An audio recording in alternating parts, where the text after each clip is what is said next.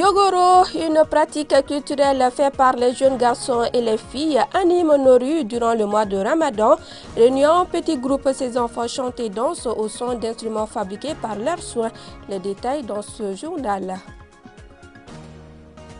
Au Mali, seulement 1% des engins à deux roues sont immatriculés. Ils sont nombreux ces motocyclistes, soit par refus ou par oubli d'immatriculer leurs engins à deux roues. Une situation qui n'est pas sans conséquence pour l'État et les propriétaires de la moto.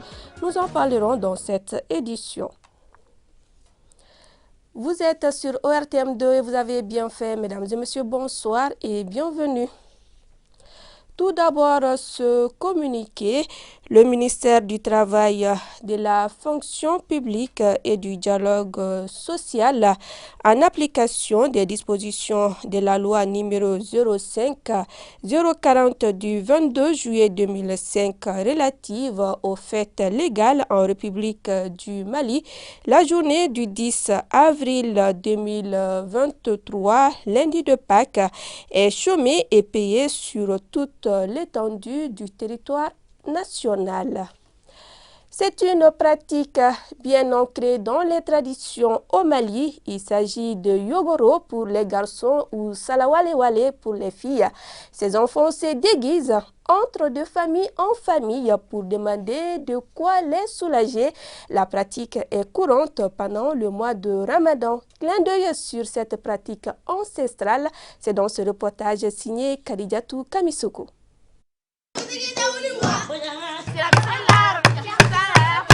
Bâtonnets, boîtes vides de conserve en guise d'instrument de percussion pour les garçons, le calebasse rempli d'eau sur la tête et des louches traditionnelles à main pour les filles. Le yogoro ou salawale-wale en bamanan est une tradition bien de chez nous. C'est le moment de la traditionnelle randonnée du yogoro et du salawale-wale. Ces animations folkloriques des enfants sont des pratiques culturelles produites si tôt après le 10e jour du mois béni de Ramadan. Depuis la nuit des temps, nous on les pratique. Et avant, les gens jusqu'à 18 ans étaient considérés comme des enfants. Mais maintenant, à partir de 14-15 ans, les enfants se retirent. C'est pour cela maintenant on voit seulement des petits enfants qui font le yokoro. Et le yokoro, surtout pour les filles, là on sent beaucoup qu'il y a trop de bénédictions.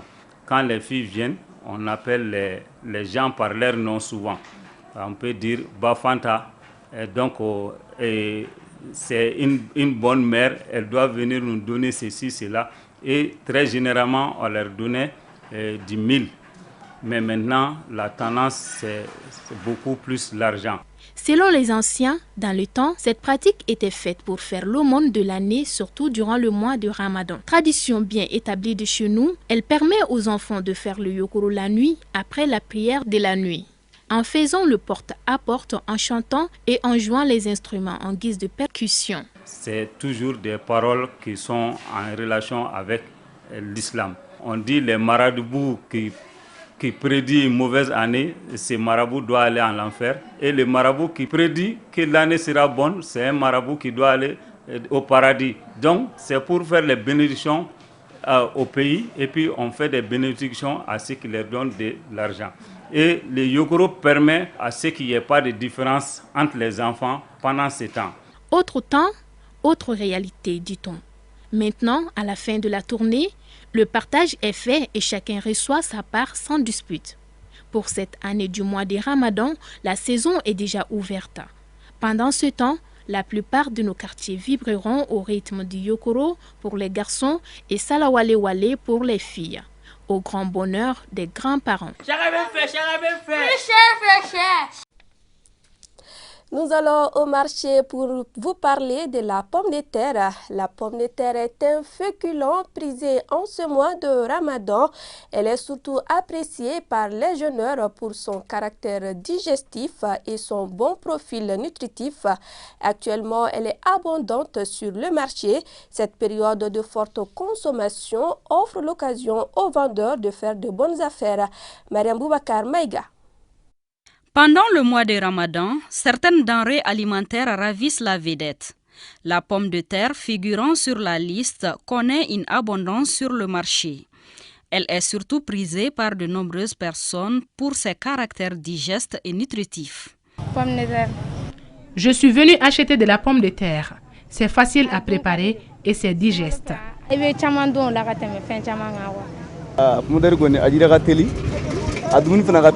La pomme de terre est facile à frire et c'est léger. Il est déconseillé de manger des repas lourds pendant cette période. C'est la raison pour laquelle je les préfère. Cette période de forte consommation profite donc à merveille aux vendeuses de ce féculent qui voient leur chiffre d'affaires augmenter. Donc pour le moment, ce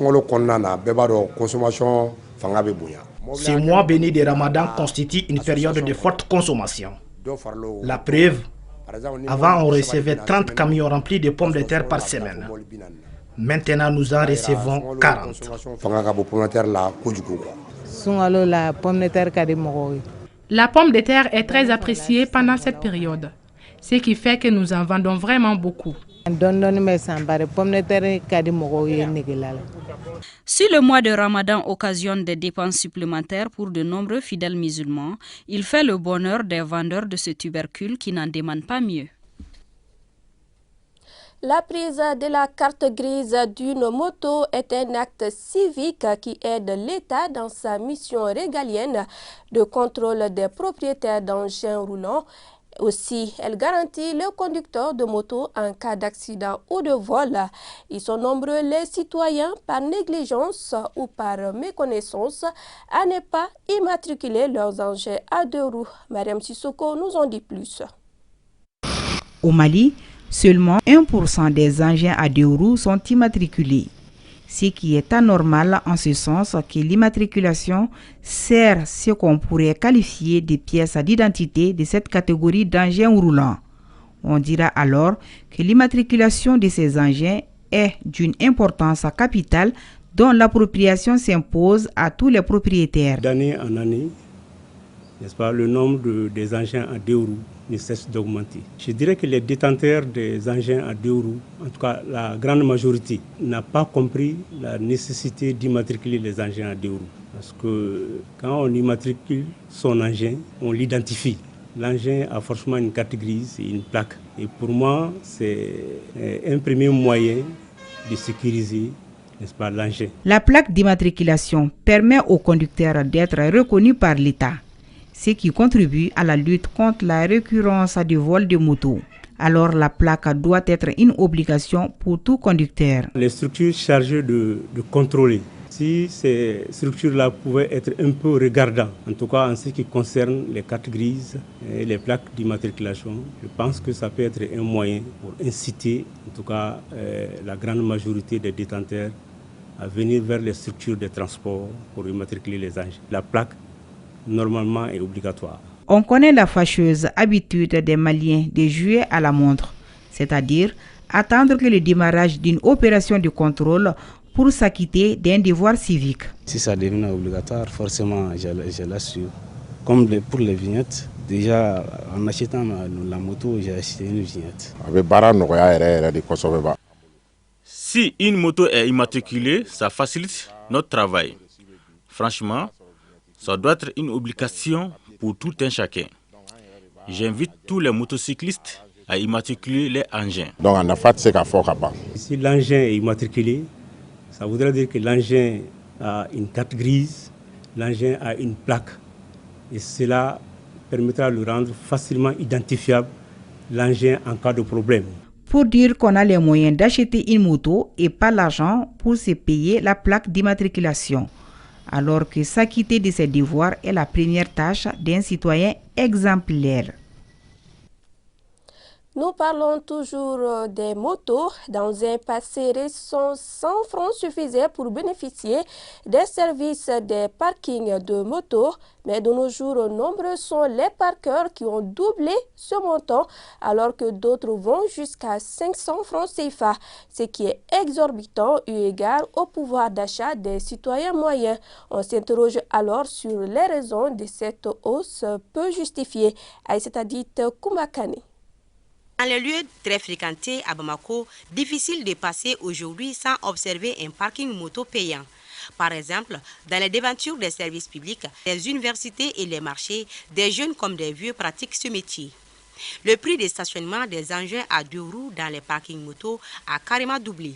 Avant, il variait entre 50 francs à 100 francs CFA, mais aujourd'hui, force est de constater que ce prix n'est plus d'actualité, car dans certains parkings, il est à 200 francs et pour cause. Avant, le parking était payé à 100 francs, mais maintenant, nous sommes à 200 francs. Les clients se plaignent, mais on n'a pas le choix, vu que nous aussi, on ne gagne pas assez. En plus de payer mes employés, on échange 5 000 à 4 000 francs avec les échangeurs d'argent. Donc chaque fois, on perd 1 000 francs. Si ce n'est pas 200 francs, on ne pourra pas s'en sortir. Si M. Diarra a un prix fixe pour son parking qui est de 200 francs, Noum Doumbia n'a pas de prix fixe. Je gère ces parkings depuis longtemps. Avant, j'avais fixé un prix qui était à 100 francs, mais maintenant, vu que je me suis familiarisé avec la clientèle, il n'y a plus de prix. D'autres me donnent 100 francs, d'autres 200 francs ou 500 francs et même plus. Mais avec tout ça, j'arrive à payer mes 3 employés et subvenir à mes besoins. Avec un objectif commun, sécuriser les motos des clients, souvent ils rencontrent des difficultés. Comme tout travail, il y a des difficultés. Chez nous, les parkeurs, le seul problème est que nous sommes responsables de ces motos et qu'en cas de perte, on est obligé de payer. Moi-même, j'ai payé plus de 12 motos. Comme on le dit toujours, il n'y a pas de sous-métiers mais de sortes de gens. Les propriétaires de parking moto n'en disent pas le contraire, car ils se frottent bien les mains en tout temps et en tout moment. Des motos, nous allons dans la circulation. Les feux de signalisation jouent un rôle déterminant dans la régulation de la circulation. Mais depuis un temps, très peu d'entre eux fonctionnent ici à Bamako, ce qui engendre des désagréments dans la circulation. Les constats dans ce reportage de Kounadi Bamani. Nous sommes au niveau du rond-point de l'APECAM. Aucun feu tricolore ne fonctionne. Malgré la présence de la police sur les lieux, la circulation ne se règle pas pour autant. À son insu, un usager vient de faire une infraction. Il est tout de suite interpellé par les policiers. Le fait de circulation, le fait que ça ne fonctionne pas, ça peut créer beaucoup de choses. On verra tout de suite, je vois que le feu ne fonctionne pas. Les policiers ont été obligés de m'interpeller puisque j'ai failli coïncider avec quelqu'un. Bon, tout ça, c'est les feux de circulation qui peuvent vraiment nous délimiter. En plus des désagréments de ce genre, l'absence des feux de signalisation entraîne le désordre dans la circulation. Quand les feux ne fonctionnent pas, ça provoque des accidents. Depuis qu'un véhicule a percuté ce feu, il y a environ un mois, j'ai remarqué qu'il a cessé de fonctionner. D'après mes constats, ça fait 3 mois que ces feux ne fonctionnent pas. Ça entraîne très souvent des accidents et embouteillages. Je demande aux autorités de faire leur possible pour réparer ces feux. Pour cet intervenant, quand un feu cesse de fonctionner, les usagers doivent informer les autorités en charge. Les feux ne marchent pas à cause des coupures d'électricité. Souvent, ce sont les ampoules qui cessent de fonctionner. Les populations doivent remonter les informations aux autorités pour qu'elles les réparent.